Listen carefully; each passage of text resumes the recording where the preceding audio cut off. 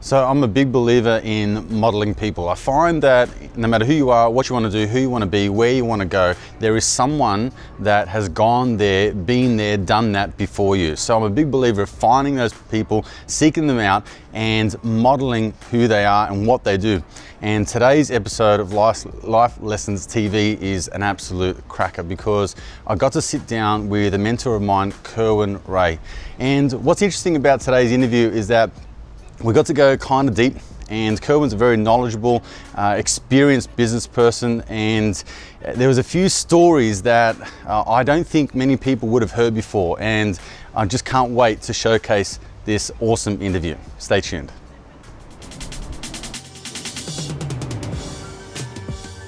So Life Lessons TV, look, it's going to be sort of, I think, a little bit edgy. I think it's going to be a little bit off the cuff.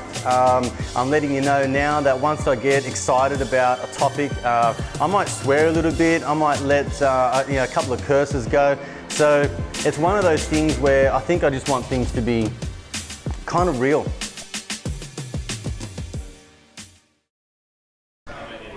Hey guys, Adrian here for Life Lessons TV, episode number 19. I've got a very special guest with me, Mr. Kerwin Rae. Number 19, I feel very privileged. Yeah. 19, what a great number. Is that your favourite number? It's actually was a good year. 19 was a very good year. Yeah, fantastic. Yeah. Thanks for taking the time out of your busy day. Hey, you're welcome. Thanks for coming up. Us. It's been a pleasure to follow you as a business coach, as an entrepreneur, as someone who looks up to and models people in my life. So I want to thank you, thank you for being there for me.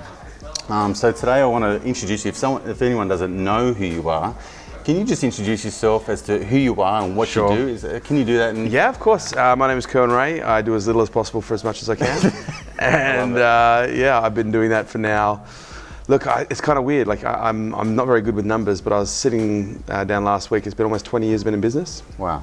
And for the last 16 years, I've been working as an educator, started off as a consultant, and then formalised and created a bit more of an education company to be able to, provide the information, the skills that I was learning from growing the businesses that I was buying, building and selling, and provide it to other people. Because I worked out pretty quickly, well not pretty quickly, it took me a couple of years to learn out how to grow, but once I learned out how to do it, I had a bit of a knack, and I got friends tapping me on the shoulders, and I started friend touring for a couple of years before I realised there was some real commercial value in actually showing people how to grow their businesses quickly.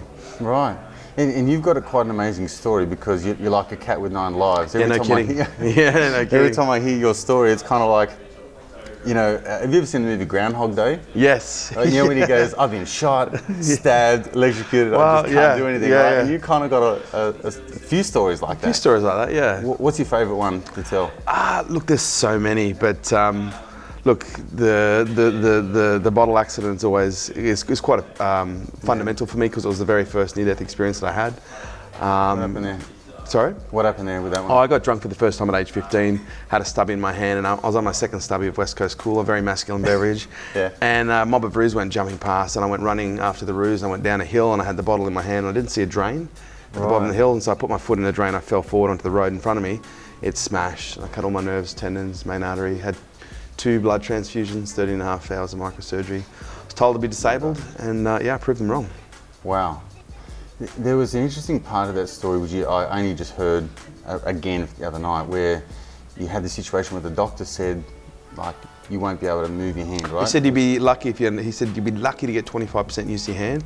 He said without daily physical therapy, you'll have a claw. Yeah.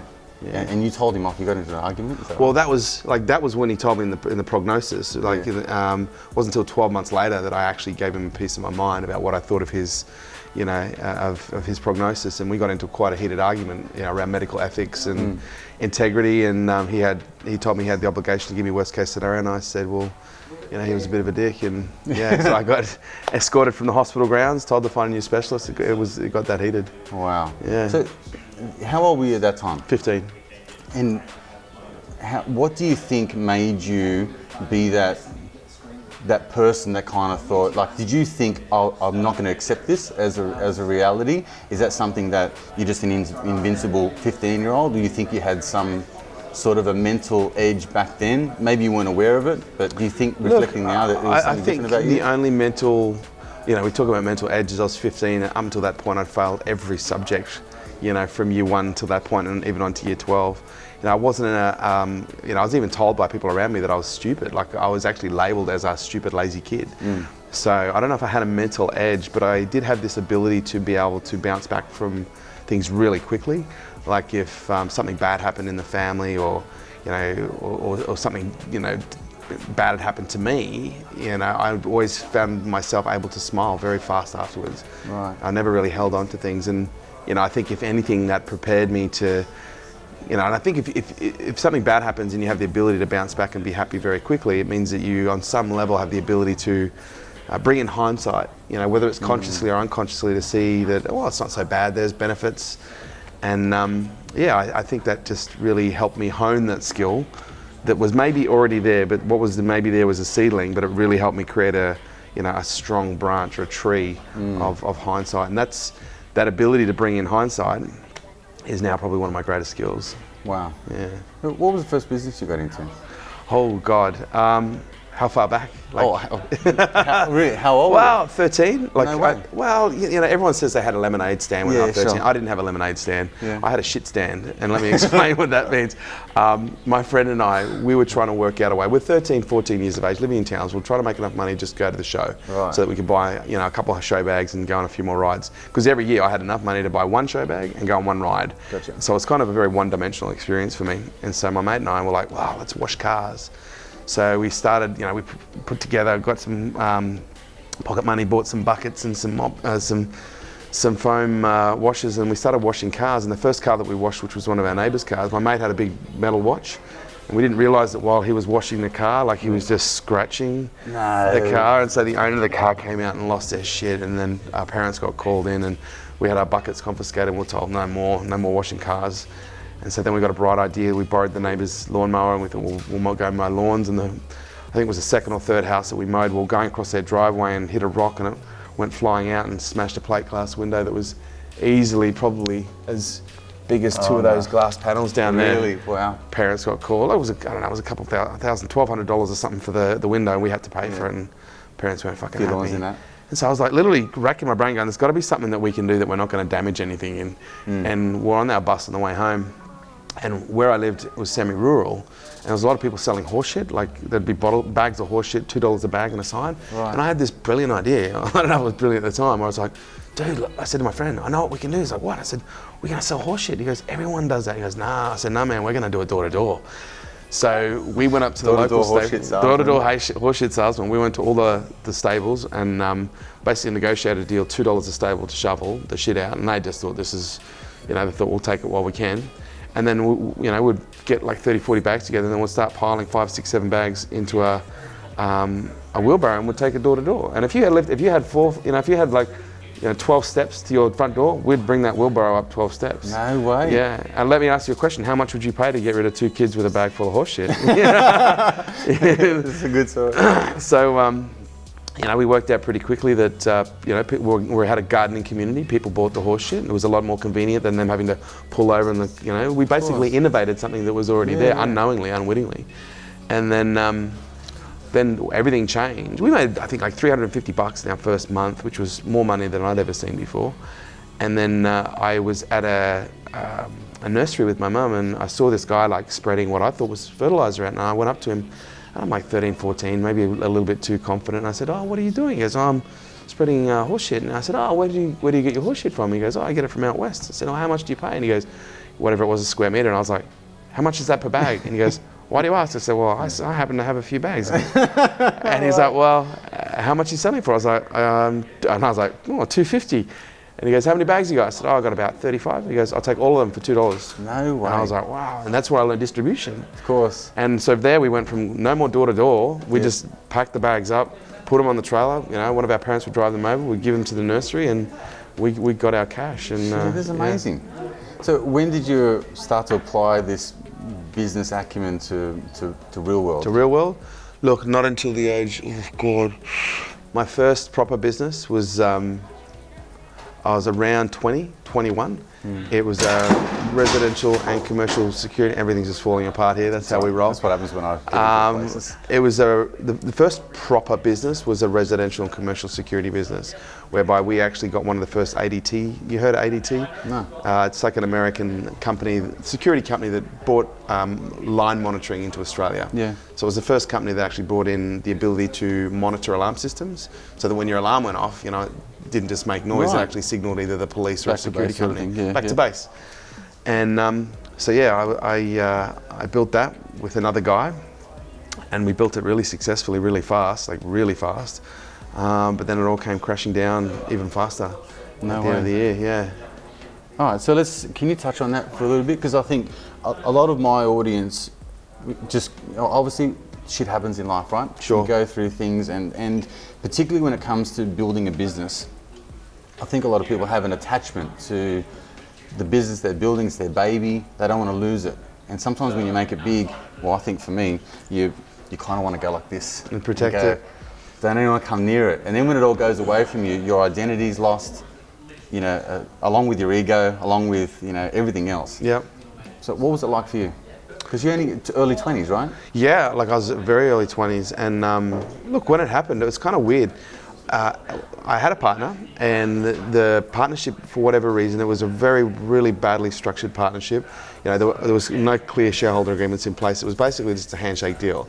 And he had convinced me to take a very low wage in order to leave the money in the business. And it turned out that there was a very high probability that there was funds being misappropriated. And I found out, and it all kind of came crashing down simultaneously as he took off and kind of left me holding the bag, so to speak.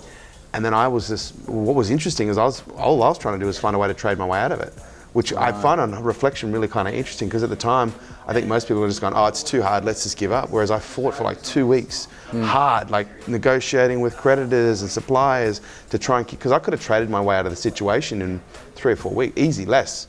But for whatever reason, the relationship had been burnt by my previous partner, and these guys didn't want to trust me. And I ended up kind of, getting stuck between a rock and a hard place. But it was the most beautiful thing, because I think, talk about losing your ego, and I think that's one of the most important things as a business owner. We need to, try and have as many of those large experiences that really chip that away, because I think an ego unbalanced by strong awareness can be quite dangerous. And for me, that was a really good experience. I got completely humbled. I had to sell everything I owned. I got evicted from where I was living. I stole money from my roommate to pay for he would give me money for rent, and I'd take that money and I'd spend it on fuel and food, because I didn't have any money. And then I had to go to him and say, dude, well, we're being evicted. He goes, how's that possible? I've been paying rent. I was like, well, what about that? I was like, you've been paying rent, but I've been using that money for other things. And so I've lost a good friend out of it at the same time, who was my roommate, because he wasn't well impressed, which is fair enough as well. And I ended up, I lost everything. I got evicted, and I had a little, I suppose you could say, fling with a technology company, which was maybe 3 months before I then decided that I needed some skills to round me off as a better businessman. Right. And I thought I needed financial management skills and admin skills. So I thought, well, if I can go get a job with a bank. Really? Yeah. No way. Yeah. After all that, you went and got a job? I can't believe it. I wanted to get a job with a bank. Okay. Because I thought it'll give me the financial skills and the admin skills that I was lacking, that got me into trouble. Because I was, although I wasn't an academic, Served the purpose. It served the purpose. My goal was, I didn't even end up getting the job, but my goal was, how do I get someone to pay me to give me the skills that I need to make me better, so I can go back and do it again. It's brilliant. And I went in to do the job interview, and I was, at this point maybe 23. And I did the typing test, and I fucking just scraped in on the typing test. And the two-finger bandit. Yeah, the two-finger bandit, mate. I was banging away. And then I got asked, the final component was doing a role play. And what these guys didn't know, I just spent the last 18 months doing role plays with like 30, 40 guys a day, like taking them through, teaching them how to role play, teaching them how to sell. So role plays for me was like, oh fuck, let's say, let me go for a walk. Like that's just as easy. So they pulled out this script. I said, okay, I want you to do a role play. And I did this role play. And the chick literally went, do that again. And I did it again, and she goes, this is fucking unbelievable, just wait here. Because she put forward objections that there wasn't a script for, and I had it twisted up. Yeah. And she brought in the CEO of the recruitment company, and she goes, oh, I hear you're a bit of a hotshot. And I was like, I'm just just role playing. She goes, okay, do a role play. And this CEO, she tried to go left and right and up and down, and I just wound her up. She's just like, she just looked at me dead in the eye. She goes, why the fuck are you looking for a job in a bank? And I was like, I told her the story. She goes, nah, man, you need to be in sales. I can get you, because I told her I was in debt. She goes, I can get you a $150,000 job, piece of cake with your skills. I was like, all right. And I was just like, I immediately went from, that's to right. all right, I'm in. Light bulb. And do you want to know where this went? Well, where it went from here is a bit interesting. Are you interested? Okay. You want to go there? Absolutely, yeah. Okay, so then it was maybe 3 days later, I got a phone call from this chick. She goes, I found you the job. It's an incredible job. It's a 120 base. The last guy who had this job did 180 with comms. So your OTE would be 180, and he wasn't even as good as you, from what I can tell. The only formality is they want to interview. I've already sold you. Yep. They love you, and they haven't even met you. They just want to meet you. And I was like, yeah, fantastic. What's the time? What's the date? Oh, hang on, before you go, what will I be selling? She goes, not software, stationery. And I was like, I said, oh. She goes, what's wrong? And I said, I can't get passionate about stationery. I'm so sorry, I can't go for the job. He knocked her back. And I knocked her back. And she's like, and all she's seeing is commission, right? Yeah. I didn't realize this. I didn't know how the world worked at that point. And this chick fucking turned on me. She went savage, like fully savage. Like, you need this job. You have to go for this job. You're an idiot. It got to the point where she said, started demeaning me and bullying me. Right. Like, look, she went hard on me. And then I just said to her, look, I just can't get passionate. I think this was the first time I spoke from my heart. Yeah. And I said, I just can't get passionate about stationery. I'm so sorry. And she goes, well, I've got another job here. It sounds right up your alley. It's $21,000 a year, working for some guy called Stephen Covey. And she didn't know who he was. No. And she just threw it in at 21,000. You're a scumbag. That sounds like what you deserve. And I said, Stephen Covey. She goes, yeah. So the guy who wrote the 7 Habits. And she goes, well, hang on. Check the file. She goes, oh, the 7 Habits author? Yeah, some shit like that. I said, get me the job. And she's like, what? No fucking way. Put me in. I got hired on the spot, and I was there for almost 2 years. Really? Yeah. Stephen Covey's amazing. What was it like working with him? Man, incredible. I was in the Australasian office, so I didn't get to see him all the time. But I was, you're around all of his content. You're around the 7 Habits, around the four laws of leadership, what matters most, which is very productivity oriented. So, and the sales content. So I was around an incredible amount of leadership, time management, productivity, and sales content, and just high performance content. And if anyone to be around, the guy's so structured, and everything's just mapped to the yin yang. So I wanted to ask you today, because one of the things that fascinates me about you and people like you is like, where's the foundation?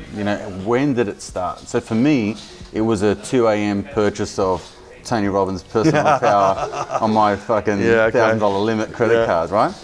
So was that it for you, or did you have an introduction to other people, authors, motivators like that before then? Look, I think my foundation came from the fact that we didn't grow up with a lot of money. Like, we grew up like single mum, 2 kids on a pension. She did her best, and I don't think we missed out on anything. But one of the things that I've learned is voids breed values, or voids can breed values. And because there was this void of money, there was this value on, I'd love to have some money one day. That'd be really nice. And I think that was almost the foundation that drove me to want to learn. Because in high school, I had 3-4 jobs. I was always hungrier than anyone that I knew to make money. And I didn't know how to fucking keep it. I'd make it and then I'd just give it to my friends and spend it, but I just wanted to know how to make it. So I think for me it was that, but then I went to my first business was security, but I was in Amway before that for maybe 6 months. Yeah. And a lot of people give Amway a hard time, but I think their personal development stuff is amazing. And I went to I think it was called an FED, which is this big conference in Melbourne at the tennis centre, and there was 5,000-6,000 people in there. Yeah. And I'd never been to anything like that before. Yeah. Freezing cold, people standing on stage. And I remember just thinking, wow, these people are changing everyone's lives. Yeah. I want to do that. And I went home that night and wrote in my diary 4 pages of a vision of me teaching the world. Really? And, that kind of brought the desire for money and the desire to teach kind of together. And I guess I kicked it. Wow.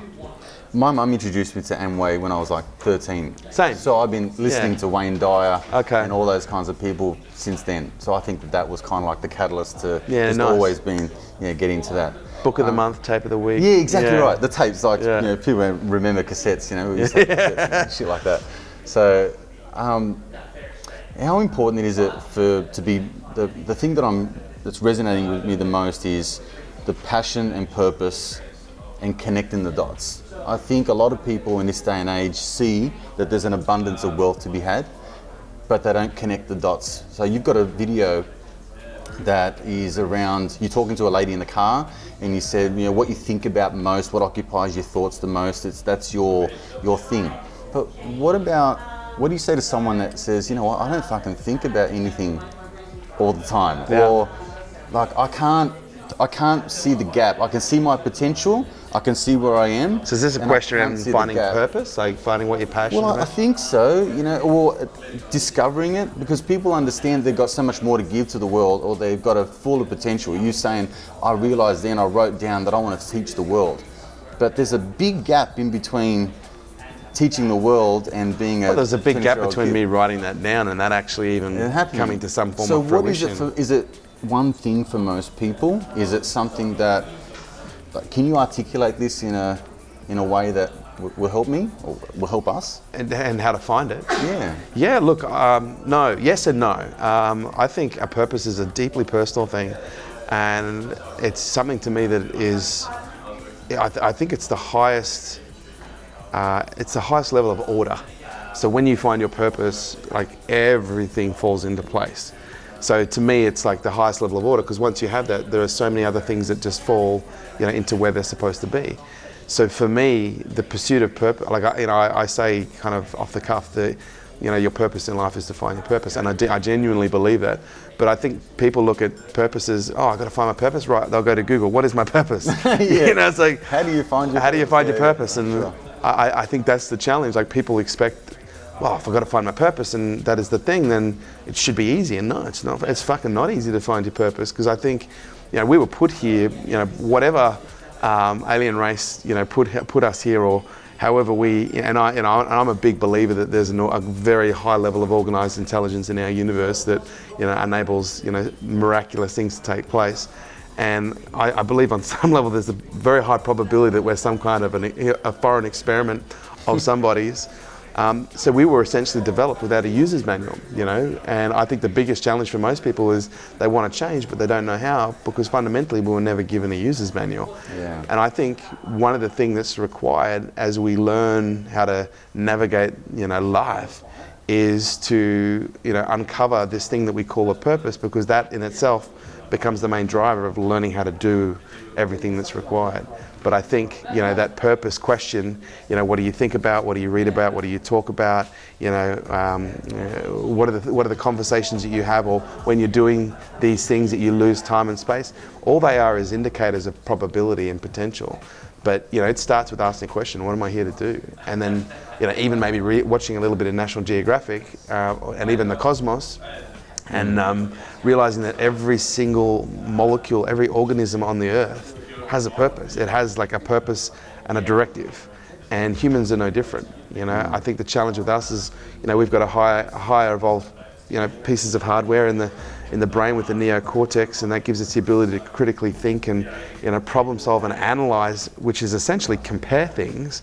And I think sometimes with comparison, especially when you add in ego and emotion, we can become jaded and misguided, and actually it's a lot easier, I think, with the neocortex to become off course than it is for a dog with just, you know, the reptilian mammalian brain to know exactly what he's here to do. Yeah. You know, which is, you know, sniff butts and lick his balls, basically. Yeah. So what you're saying is, like, because we have the ability to think and dissect and rationalize and then go off on tangents, it just distracts us. Well, it confuses us. I think, you know, I often say confusion is the enemy of influence, you know, and again, my form of influence is a very organic, very intuitional, very intuitive, very ethical, because I think the way that we should be influencing people is to do the things that they want to do, rather than to do the things that they don't. And I think thinking gets in the way of people doing the things that they should be doing, you know, because they start to go, oh, should I be, maybe I could do this, if I did it that way, and before you know it, you know, it's like, oh, let's go and watch a movie, and then you spend fucking an hour and a half watching previews before you decide to watch a movie, you know, because you can't make a decision of which way to go. And I think that's most people's life when it comes to uncovering their purpose. What do you say to someone that comes up to you and has, let's say they're 35, 40, 45, 50. And they're like, you know what? I've been on this path the whole fucking time. And they've kind of had this awakening that they're on the conveyor belt. And they come to you for like, well, now what do I do? Because Now you're woken up? Something's gone up. And I'm like, yeah, I've woken up. Now what do I do? What do you say to that person? That's a good question. Look around. Right, look around? Look around, you know, because if you're waking up for the first time in your life, you're going to be seeing things you've never seen before. Yeah, okay. You know, and I would say look around and become familiar with what, you know, a present, with what being present feels like. You know, because I think waking up is only half the challenge, it's staying awake. Yeah. You know, I learned a few years ago this modality of, this science is called heart math. And heart math is essentially the study between the connection in the heart and the brain, and understanding the connection that the two have, and when they're working in coherence, that we actually have the highest level of organization intuitively, and the ability to just receive and process information. Because what a lot of people don't realize is the heart sends 16 times more information to the brain than the brain sends to the heart. The heart has 100,000 times the electrical charge of any other organ in the body. You know, it has an electromagnetic field of 19 to 23, and the brain has an electromagnetic field of about 6 to 9 feet.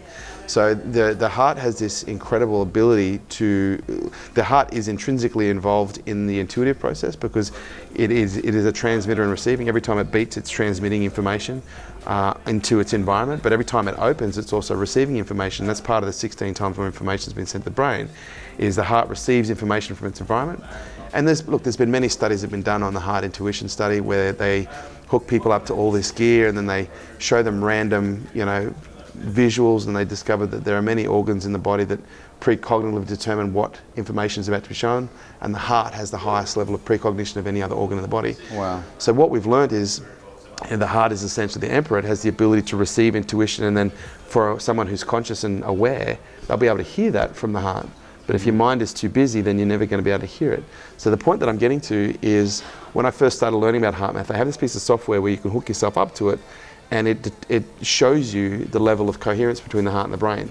Really? And it also shows you through deep breathing and practice how to increase coherency. You know, so when you look at the heart variable, the heart rate variability, before you've got the coherence, it's looking like this, and then when you engage in the practices of heart breathing, your heart rate variability starts to go like this, which means your heart and your brain are now in full communication.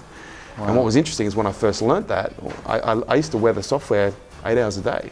Really? Like, I'd be at my desk, I'd have it, because I wanted to feel what pulled me out, what pulled me in. Because it was more about getting back. It was easy. I was more interested in what pulls me out of my heart, and how can I get myself back there. But most importantly, what does it feel like? Because you say, what do I do now? Yes. I'm now awake. What do I do now? Become very familiar with what it feels like, so that you know when you're going back to sleep. Right. And for me, that's where heart math was so powerful, because I hooked myself up to this software, and then I would go, I would look at the software and go, oh, I'm out of sync now. What does that feel like? Okay, get myself back in the sync. I'm back in the sync now. Okay, what does that feel like?